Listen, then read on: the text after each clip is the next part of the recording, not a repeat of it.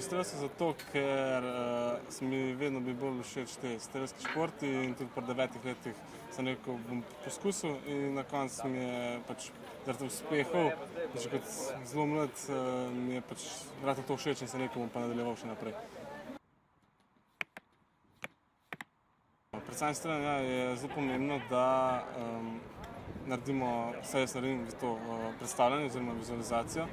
In to mi pomaga, da nekako spostavim tiste ključne občutke v sebi, ki mi pomagajo, da pa tudi naredim čim bolj tak strel, kot mora biti, kljub stresni situaciji.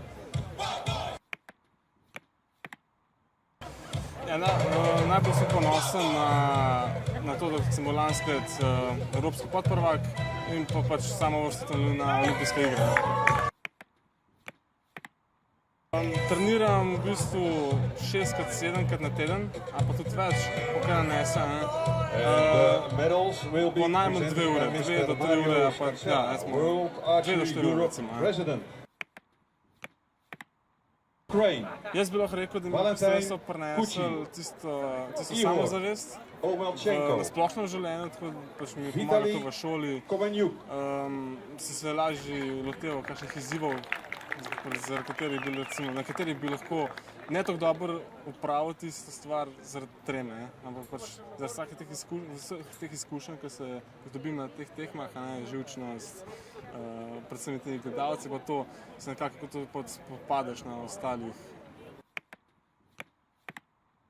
Ja, pri šoli mi predvsem pomagalo strelstvo pri sami disciplini, preciznosti, čeprav sem včasih zmeraj površen, ampak okej, bi lahko še bolj.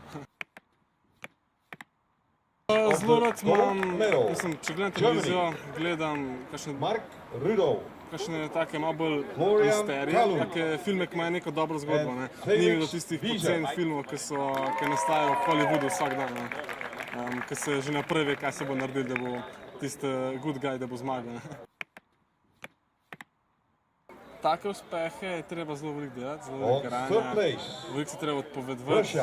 Naprimer, dosti se naredil, da ne vem, pa so me sošolci povabili na kakšne zabave, na kakšne druženja, pa sem rekel, sorry, ne morem. Imam tekmo ali trening, priprave, karkoli.